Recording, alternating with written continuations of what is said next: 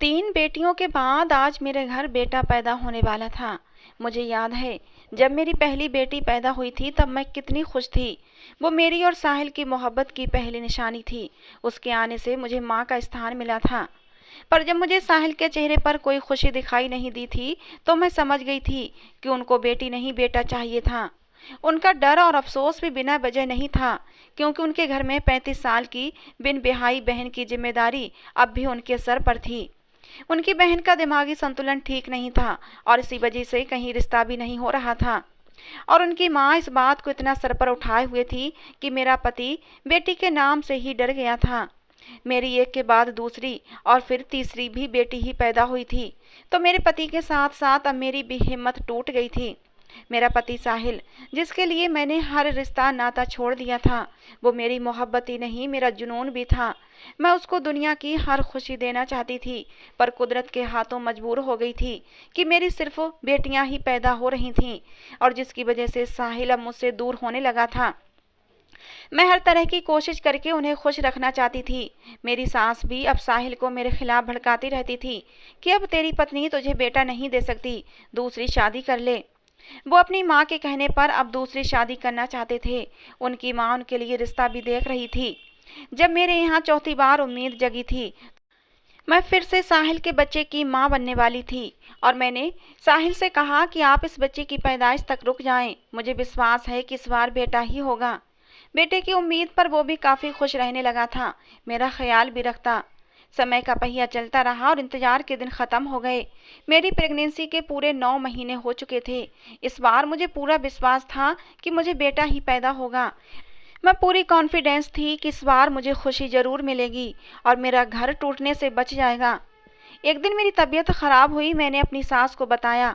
कुछ ही देर में उन्होंने साहिल से कहकर गाड़ी मंगवाई और हम बच्चे के सारे सामान के साथ अस्पताल के लिए रवाना हो गए। वहां पहुंचकर मुझे लेबर रूम में ले गए और साहिल और मेरी सास बेसब्री से बाहर ही इंतजार करने लगे। पर अंदर पहुंचकर मेरी तकलीफ बहुत ज़्यादा बढ़ गई थी। मैंने पहले भी 3 बेटियां पैदा की हुई थीं। मुझे अंदाजा था कि बच्चा पैदा करना बहुत मुश्किल काम होता है, लेकिन इस बार की जो तकलीफ थी वो बहुत ज़्यादा थी। मैं किसी भी तरह सहन नहीं कर पा रही थी। ऐसा लग रहा था कि जैसे अभी मेरी जान ही निकल जाएगी। और फिर दर्द की तेजी बर्दाश्त ना हुई और मैं बेहोश हो गई। पता नहीं कितने समय के बाद मुझे होश आया था, तो मैं अस्पताल के एक कमरे में लेटी हुई थी। मेरे पास कोई भी मौजूद नहीं था। मुझे लगा शायद सब मेरे बेटे के पास होंगे, पर थोड़ी ही देर के बाद एक नर्स मेरे पास आई। मैंने बच्चे का और बाकी घर वालों का पूछा। उसकी आंखों में ऐसी चमक आ गई कि मुझे लगा अभी वो मुझे बेटे की खुशखबरी देगी। मगर उसके जवाब ने मेरे जमीन आसमान हिला दिए थे। जब उसने कहा कि तुमने एक चांद सी बेटी को जन्म दिया है, एकदम से मेरे सामने मेरे सारे सपने टूटते नजर आए थे, जो मैंने साहिल को दिखाए थे और खुद भी देखे थे। मेरे दिल की धड़कन तेज हो गई थी। मैंने पूछा कि मेरा पति कहाँ है। उसने बताया कि वो तो कल से ही नहीं आए। मेरी सास कहाँ थी। फिर मैंने पूछा मेरी सास कहाँ है। नर्स ने बताया वो भी 2 घंटे से रिक्शा लाने का कहकर गई हैं और अभी तक वापस नहीं आई हैं। उस नर्स ने बच्ची को उठाकर मेरे सामने पेश किया और कहा कि इसे दूध पिला दो। मेरा दिल नहीं चाह रहा था कि मैं नज़र उठाकर भी बच्ची को देखूं। ये वही थी जिसने पैदा होते ही मुझे आसमान से उठाकर ज़मीन पर पटक दिया था। मैंने जलते हुए दिल से गुस्से वाली नज़र से उसकी तरफ देखने लगी। नर्स ने बिल्कुल सही कहा था, वो तो बिल्कुल चांद जैसी थी। पर शक्ल सूरत से क्या होता है, बेटा तो बेटा होता है। नर्स ने बच्ची को मेरी गोद में ठीक से लिटाया और दूध पिलाने में मेरी मदद करने लगी। थोड़ी देर बाद मेरी सास भी आ गई थी। उनका चेहरा देखकर मैं समझ चुकी थी कि उन लोगों को मेरी बेटी के साथ साथ अब मेरी भी कोई ज़रूरत नहीं रही। मेरी सास मुझे रिक्शे से घर ले गई थी। गुस्से के मारे वो टैक्सी भी नहीं लाई थी। रिक्शे में मुझे बहुत ज़्यादा तकलीफ़ हो रही थी, फिर भी मेरी सास कह रही थी कि भाई थोड़ी तेज़ चलाओ। मैं चुपचाप सब कुछ बर्दाश्त करती रही और दिल में अपनी बेटी को कोस रही थी। घर पहुंची तो सबसे पहले मेरी नज़र साहिल को ढूंढने लगी, पर वो कमरे में मौजूद था, लेकिन सामने आना भी ज़रूरी नहीं समझा। मैंने बच्ची अपनी बड़ी बेटी को दी और खुद दीवार का सहारा लेकर कमरे में आई, जहाँ मेरी बाकी बेटियाँ भी मौजूद थीं। उन पर मुझे प्यार आया कि वो 2 दिन से मैंने उन्हें नहीं देखा था, लेकिन उस नन्ही सी जान पर मुझे कोई भी प्यार नहीं आया। उससे मुझे कोई भी लगाव नहीं था, जिसने मेरे सारे सपने तोड़ दिए थे। समय गुजरता रहा। साहिल अब मुझसे दूर दूर रहने लगे थे, मेरे पास बहुत कम आते थे। वो मुझसे बहुत नाराज थे, लेकिन मैं क्या करती। बेटी को जन्म देना या बेटे को जन्म देना मेरे हाथ में तो नहीं था। साहिल ना तो मुझसे ठीक से बात करते, ना ही मुझे कोई खर्चा देते थे। मेरा सब्र अब जवाब दे चुका था, मुझसे और सहन नहीं होता था। मैं अपने इतने प्यारे महबूब पति की, जिसके लिए मैं कुछ भी कर सकती थी, मैं उसकी ये बेरुखी अब बर्दाश्त नहीं कर पा रही थी। मैं तो अपने पति के लिए सब कुछ कुर्बान कर सकती थी, और ये मनहूस बेटी तो वैसे भी मेरी आंख का तिनका थी। मैंने अब धीरे धीरे उसे अपना दूध पिलाना ही बंद कर दिया। जब भूख की वजह से रोती तो एक बार फीडर पिला देती। उसका पेट भरता है या नहीं, मुझे इस बात से कोई भी परवाह नहीं थी। मैं उस पर कोई भी ध्यान नहीं देती। मैं ज़्यादातर उसको सुलाकर कमरे का दरवाज़ा बंद कर देती कि रोए तब भी बाहर आवाज़ ना आए, और सारे काम पूरे करने के बाद ही मैं फिर से दरवाज़ा खोलती थी। मैं आराम से पूरा दिन घर के काम निपटाती रहती, चाहे वो रोए या भूख से तड़पे या अपना बिस्तर गीला कर ले, मुझे कोई भी परवाह नहीं थी। पूरा काम करने के बाद ही मैं दरवाज़ा खोलती थी। सास मेरी इस बात को अच्छे से समझ चुकी थी कि मैं बेटी के साथ क्या व्यवहार करती हूँ, पर दिल ही दिल में वो भी नाराज़ थी इस बात से, इसलिए उसने मुझसे कुछ भी नहीं कहा। रात में अक्सर मेरी बेटी बहुत रोती थी। एक रात अचानक मेरी आँख खुली तो क्या देखती हूँ कि मेरी बेटी के मुंह से फीडर लगा हुआ है, वो भी दूध से भरा हुआ। मैं परेशान होकर उठ बैठी। ये किसने दिया होगा? बहुत सोचा, शायद मेरी पगली ननद देकर गई होगी या मेरी बड़ी बेटी ने दे दिया होगा। लेकिन फिर तो ऐसा रोज ही होने लगा। रात में जब भी कभी मेरी आँख खुलती तो उसका दूध हमेशा उसके पास मौजूद होता। अब तो उसने रात में रोना बिल्कुल ही छोड़ दिया था। अब तो ना मेरी नींद खराब होती और ना ही अब मैं उस पर कोई ध्यान देती थी कि उसने दूध पिया होगा या नहीं। पर एक बात अजीब थी, मेरी बेटी की सेहत दिन ब दिन बहुत ही अच्छी होती जा रही थी। वो दिन ब दिन मोटी और गोल मटोल होने लगी थी। मोटी होने की वजह से वो अब बहुत ही प्यारी दिखने लगी थी। वो इतनी खूबसूरत थी कि उससे निगाहें हटाना मुश्किल होती थीं। मेरी बाकी तीनों बेटियां भी खूबसूरत थीं, लेकिन ये तो कुछ ज़्यादा ही खूबसूरत थी। मेरी बेटियों ने इसका नाम चांदनी रख दिया था। वो थी भी तो चांद की चांदनी की तरह उजली और सफ़ेद। इतना खूबसूरत बच्चा मैंने आज तक अपनी ज़िंदगी में नहीं देखा था। लेकिन उसकी इतनी खूबसूरती और उसका इतना मासूम चेहरा देखकर भी मुझे उसके ऊपर प्यार नहीं आता था। मुझे उससे नफरत महसूस होती थी। वो मुझे मनहूस लगती थी। अगर वो इस दुनिया में न आती तो उसकी जगह मेरा बेटा आ जाता तो मेरे घर में आज कितनी खुशियाँ होती। मेरा पति मुझसे कितना प्यार करता और वो मुझसे कितना खुश रहता। लेकिन सिर्फ और सिर्फ उसकी मेरे और साहिल के बीच दूरियां आ गई थीं। अब वो थोड़ा थोड़ा बोलने भी लगी थी। उसकी आवाज़ सुनकर उसकी पगली बुआ या बहन कभी बात करने चले आते थे, पर मैं उसे कमरे से बाहर नहीं लाती थी। ना ही कभी चांदनी के बाप या दादी ने कहा था कि बच्ची को बाहर लाओ। एक दिन मैं काम में इतनी बिजी हो गई थी कि सर खुजाने की भी फुर्सत नहीं थी, क्योंकि उस दिन साहिल के कुछ मेहमान आए हुए थे। सारा दिन कमरे में जाना नहीं हुआ था। शाम को इतनी थक चुकी थी कि कमरे में पहुंचकर बस एक नज़र उस पर डाली थी, लेकिन वो देखने में बिल्कुल भी भूखी नहीं लग रही थी। हालांकि मैंने सुबह से उसको देखा भी नहीं था, ना ही उसको एक चम्मच दूध पिलाया था, लेकिन वो तो बिल्कुल भी भूखी नहीं लग रही थी। मैं भी आते ही सो गई। रात के 12 बजे मेरी आँख खुद ही खुल गई थी तो मुझे उसका ख्याल आया। वो खेलते खेलते न जाने कब अकेले ही झूले पर लेटे लेटे सो गई थी। उसके झूले के पास एक खिड़की भी थी जो कि इस समय खुली हुई थी। मैं जल्दी से उठी, उसके पास जाकर देखा तो अजीब ही दृश्य देखा। वो बहुत ही प्यारे से कंबल में लिपटी सो रही थी। दूध का आधा भरा नया फीडर उसके पास पड़ा हुआ था, जिसको शायद उसने आधा पीकर ख़त्म कर दिया था। मैंने छूकर देखा, कंबल तो काफ़ी महंगा लग रहा था, पर यह किसने लाकर मेरी बेटी पर डाला होगा, ये समझ नहीं आ रहा था। क्या साहिल को तरस आ गया इस पर? मैंने बहुत सोचा, पर मैं कोई नतीजा नहीं निकाल पाई। फिर खिड़की और दरवाजे बंद किए और सो गई। सुबह साहिल पर मेरी खास नज़र थी कि कहीं यही तो बेटी के पास जाकर उसका ख्याल नहीं रख रहे, पर सारा दिन ऐसा कुछ महसूस नहीं हुआ। साहिल तो उसके पास बिल्कुल भी नहीं जाते थे। मैं तो फिर भी कभी कभार झांक कर उसको देख लेती थी। उसकी दादी से वैसे भी कोई उम्मीद नहीं थी, इसलिए अब मेरी परेशानी दिन ब दिन बढ़ने लगी थी, और मुझे नहीं पता था इससे भी बड़ा झटका तो मुझे अब लगने वाला है। दोपहर में उसे फीडर देने गई तो क्या देखती हूँ कि उसने बहुत ही प्यारा सा फ्रॉक पहना हुआ है। आंखों में काजल भी लगा हुआ था और माथे पर नज़र का टीका लगाए वो झूले में खेल रही थी। पास पड़े खिलौने से मेरी बेटी बहुत खुश हो रही थी। अब मुझे थोड़ा थोड़ा डर भी लगने लगा था। आखिर ये सब क्या था? मैं सारा सारा दिन नजर रखती, कोई भी कमरे की तरफ आता हुआ नजर नहीं आता था। तो आखिर ये सब कौन कर रहा है? मैंने इस बात को छुपा लिया और जल्दी से बाहर आ गई। परेशानी से मेरा बुरा हाल था। सास ने पूछा तो मैंने कह दिया कि तबीयत कुछ खराब है। बाकी सारा दिन घर के एक कोने में बैठी सोचती रही। मेरी एक बेटी की आदत थी कि स्कूल से आती तो सबसे पहले अपनी बहन के पास जाकर उसे देखती, उससे बात करती, फिर जल्दी से आकर खाना मांगती थी।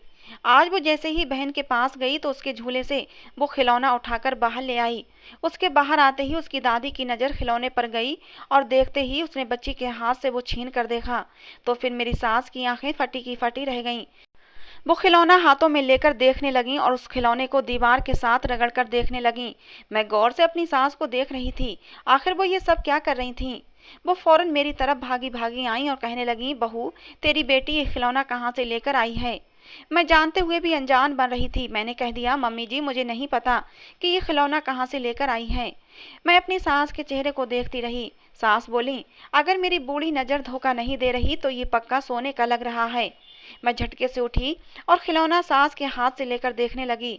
वो ऐसे दिख रहा था जैसे सोने का ही हो। मैं तो ये सोच भी नहीं सकती थी कि तभी इतने में सास अंदर गईं और चादर लेकर बाहर आईं और खिलौना मुझसे लेकर चादर के कोने में बांधा और बगल में छुपाकर कहीं बाहर चली गईं।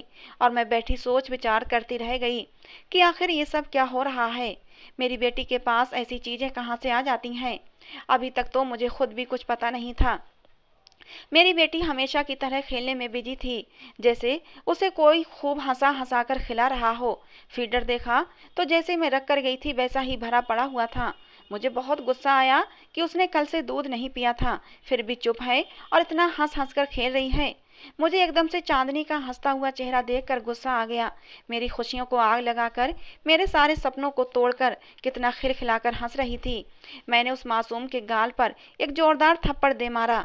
मेरे थप्पड़ लगाने पर टकटकी लगाए वो मुझे देखती रही, फिर अचानक ही सिसक सिसक कर रोने लगी।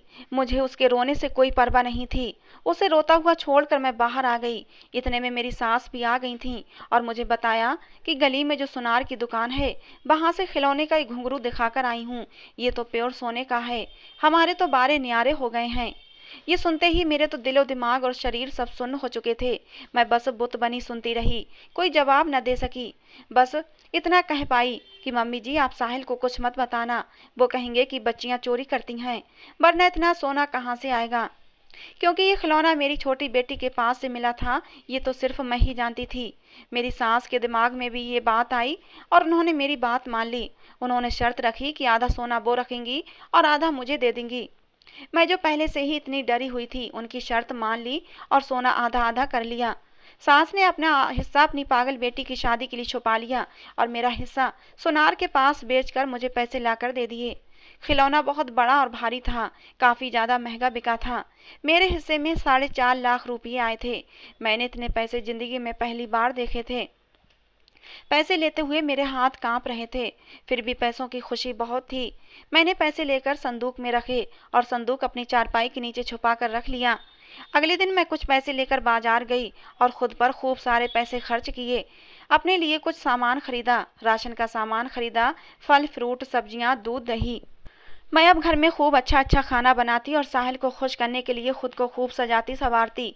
साहिल भी अब थोड़ा थोड़ा मुझसे खुश रहने लगे थे और ये सब कुछ देखकर मैं भी बहुत खुश होती थी। मेरे 2 महीने बहुत ही मज़े में गुजरे। अब मेरी बेटी थोड़ी थोड़ी बड़ी होने लगी थी, पर मेरी उस पर अब भी कोई ध्यान नहीं होता था। एक दिन मैंने संदूक खोला तो पैसे तो सिर्फ 1 लाख ही बचे थे। मुझे चिंता हुई कि ये भी खर्च हो जाएंगे तो क्या करेंगे। फिर मैंने पति को वो 1 लाख रुपये ये कहकर दिए कि आप कोई छोटा मोटा बिजनेस शुरू कर लो। मैंने आपका कारोबार करने के लिए कर्ज पर पैसे लिए हैं। वो बहुत खुश हुए और मेहनत करने लगे और फिर खुदा की ऐसी कृपा हुई कि उन पैसों से किया गया बिजनेस खूब चल पड़ा। अब हमारे घर के हालात बहुत ही अच्छे हो गए थे।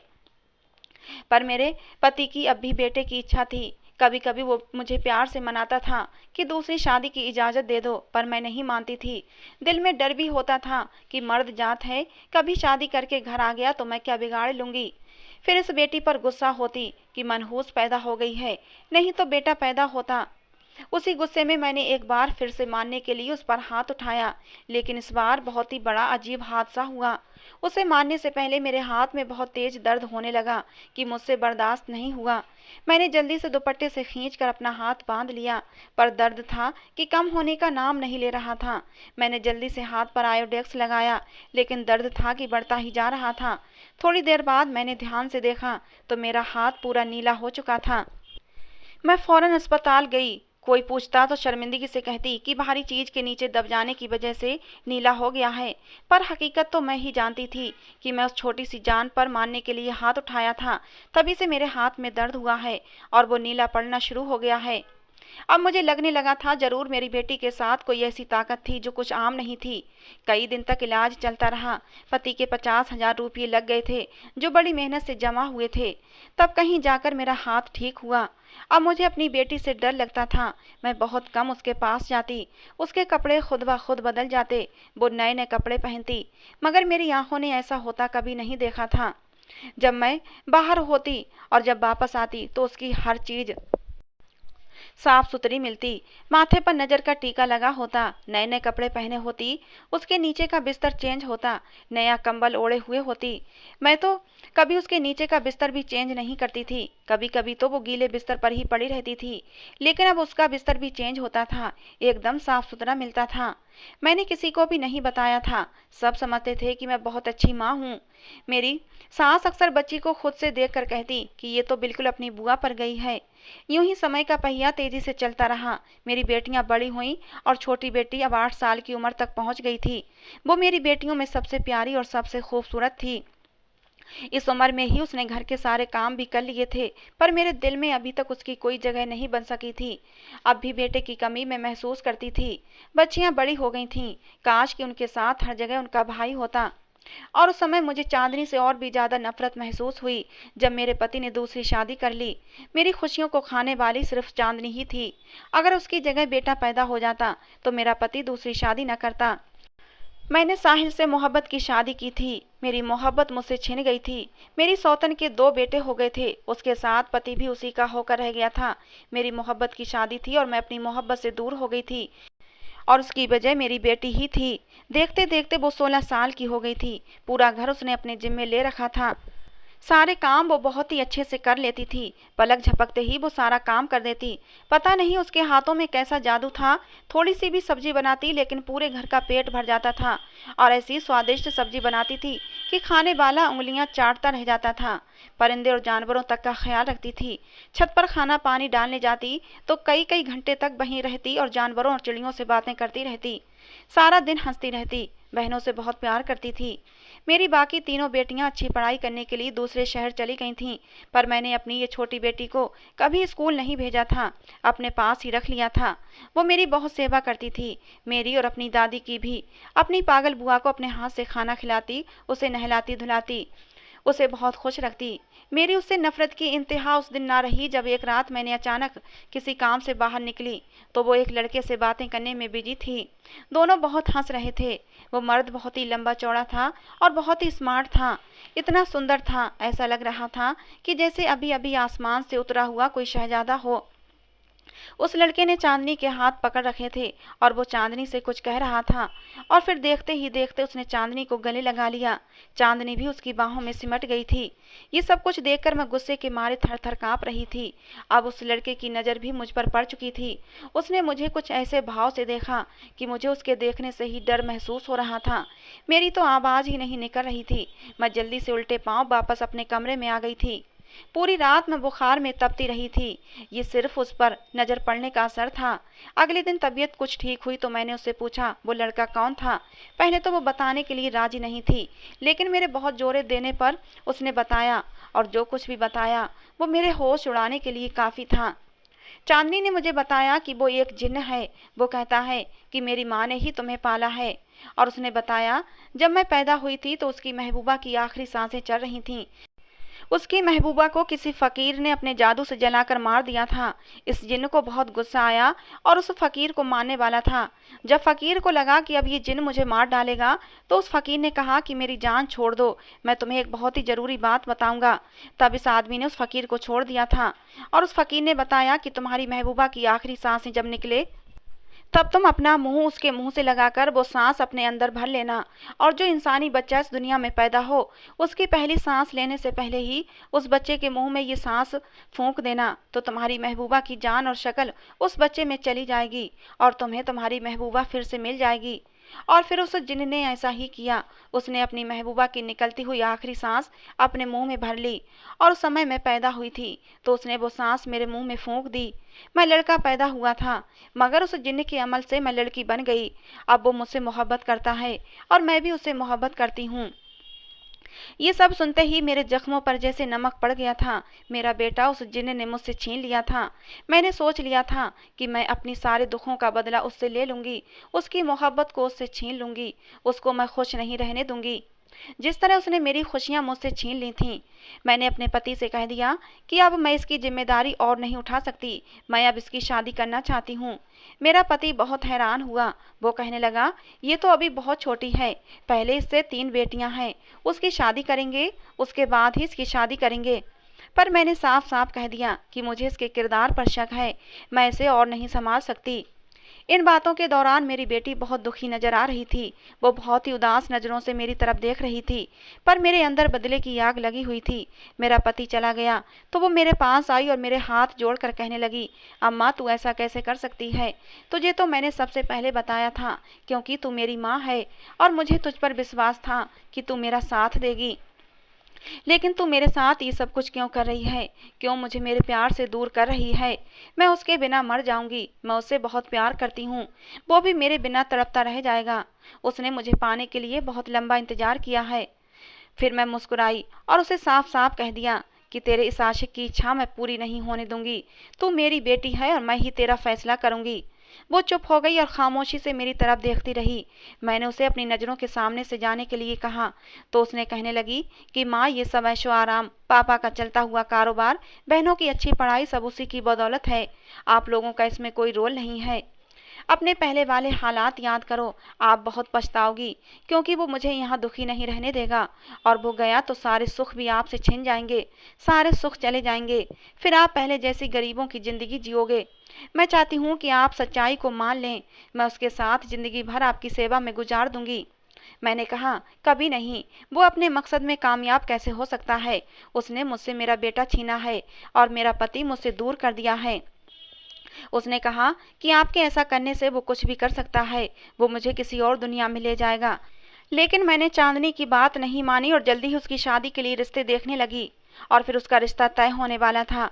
जिस दिन उसके बाप ने कहा कि आज रिश्तेदार आने वाले हैं, मैंने जल्दी से सारा काम कर लिया और उसे तैयार होने को कहने लगी। वो रोती रही, पर मैंने चांदनी की एक न मानी।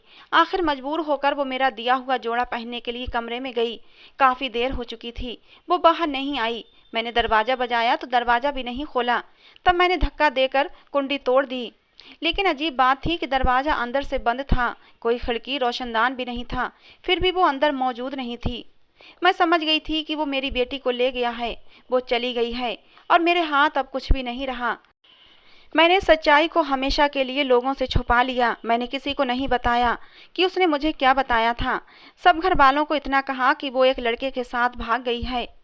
उसके जाने के बाद हमारे हालात ऐसे बदले कि हम आसमान से ज़मीन पर पहुंच गए। ना तो मेरी बेटियों की पढ़ाई पूरी हो सकी और न पति का कारोबार आगे चल सका। हम सब एक दूसरे से लड़ते झगड़ते रहते हैं।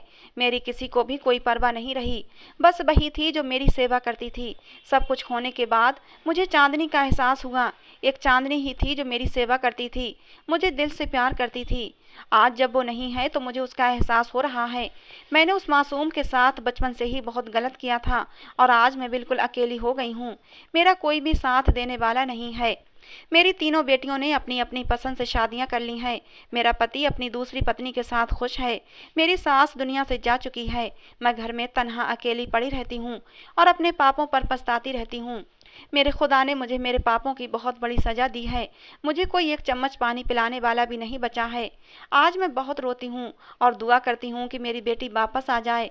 उसका कोई पता नहीं था। खुदा के लिए आप भी मेरी बेटी के लिए दुआ करें, वो जहाँ भी है वापस आ जाए। वो जैसा भी कहेगी मैं वैसा ही करूँगी, पर खुदा के लिए वो वापस आ जाए, क्योंकि इस घर की सारी रौनकें उसी से थीं। उसके जाने से मेरे घर की सारी रौनकें ख़त्म हो गई थीं। तो दोस्तों, ये थी आज की हमारी कहानी। आपको कैसी लगी कमेंट बॉक्स में ज़रूर बताना। पसंद आई हो तो प्लीज़ लाइक भी करना। रोज़ एक नई कहानी सुनने के लिए हमारे चैनल को भी सब्सक्राइब करना। कहानी को अंत तक सुनने के लिए आप लोगों का बहुत बहुत धन्यवाद दोस्तों। मिलते हैं अगली किसी नई कहानी के साथ।